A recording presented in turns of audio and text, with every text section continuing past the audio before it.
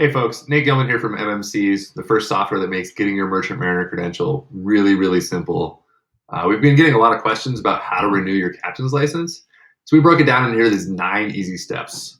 The first thing you're going to want to do is remember that we wrote a software that makes this really, really easy. We count all your C days. We tell you how many C days you have in the last 5 years. We even tell you what you need to do to not do that. But if you want to do it on your own, you are more than welcome, and we're here to help you out. So the first thing you want to do is understand what you need to renew your individual licenses, right? There's almost 850 different licenses in the US. You got to know what you need to do for your own license. And what you want to do is count up all your C days. So you want to think about when you're going to put your application in to renew and work backwards 5 years. And you have to count every C day that you have acquired in those 5 years. And that will help you know what you have to do to renew.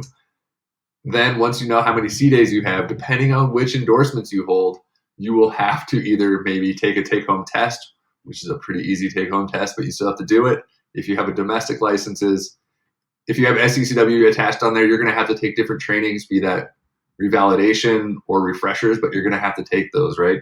So that's the 2 initial parts. And then once you've finished all that, you know what's going on, you're ready to go, then you're going to have to start doing the hard work, right? And a reminder, MMCs makes this super easy. It tells you what you need to do. That's why we wrote the software. It's awesome. But we also wrote it so that you can have a checklist to look at, know what's going on for each one of these next 5 steps I'm going to tell you guys about. You have a checklist. You can keep it with you. It's on your phone. It's on your desktop. It's there for you the whole time because some of the stuff is weird and frustrating. You're going to need to have a valid TWIC. Everyone has different opinions about the TWIC, but you have to have one. Pretty much everyone in the US is getting a license. There are caveats, but pretty much everyone needs to have a valid TWIC. If your TWIC is expired, you need to have gone and have it renewed and then have that document of renewing your TWIC or applying for a new TWIC, depending on what you want to call it. Then you need to pay the right fees. You need to calculate all the fees for whatever the thing is you're renewing, be that in a staff endorsement, a qualified rating, your officer endorsement. Each one of those have different fees, so make sure you know what's going on and pay the right fees. BT Dubs, we do that for you with MMCs. You're definitely going to go to pay.gov. Pay.gov is the easiest place to make sure you're getting.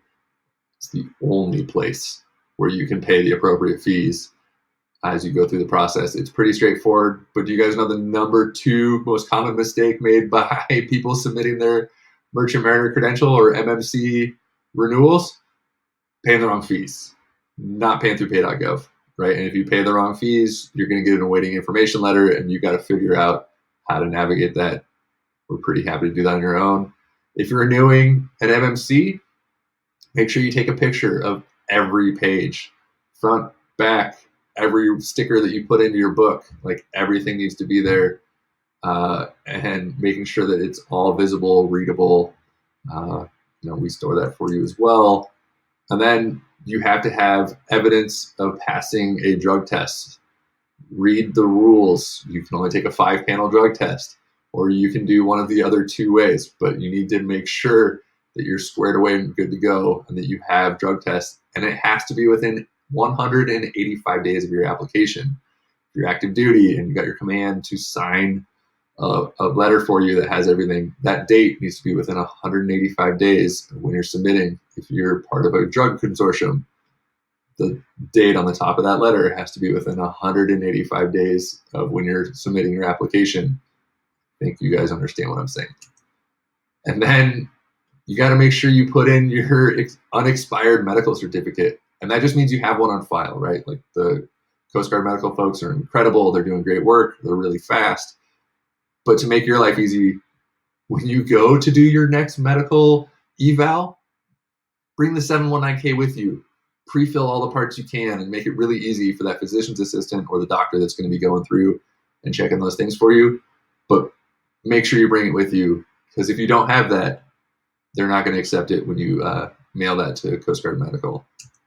And then once you've done all of those things, everything is squared away and you're ready to go, then you can take the time to fill out the 719B, right?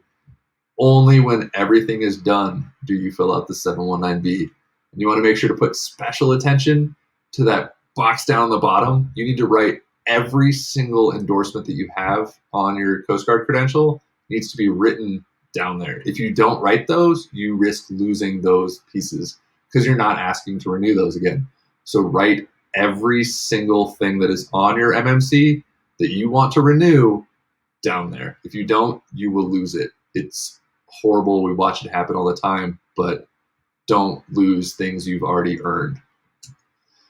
Then, once you've filled out that form, you want to look over everything. Look for errors. Look for missing signatures on your sea service letters. Look for everything. And then you're going to mail that to an REC. That's the really easy, simple part. RECs are awesome. They're doing great work. The NMC is awesome. They're doing great work. They're just working within the confounds of what they have, right? So just a reminder, we wrote a software to make this really simple for you guys. We double check signatures. We have a checklist that tells you where things are. You'll never lose a piece of paper again, right? Like, we built this for us. We're mariners. I hated losing my maritime, my 719B.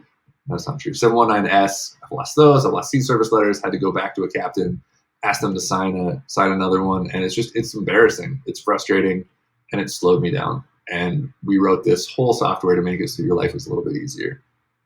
Again, I'm Nate from MMCs. Really appreciate y'all taking the time. I look forward to seeing you in the next video. We're going to go through in depth all these different steps over the next few weeks and really dive in. But this is just the high level thing for you. Enjoy the rest of your day, guys.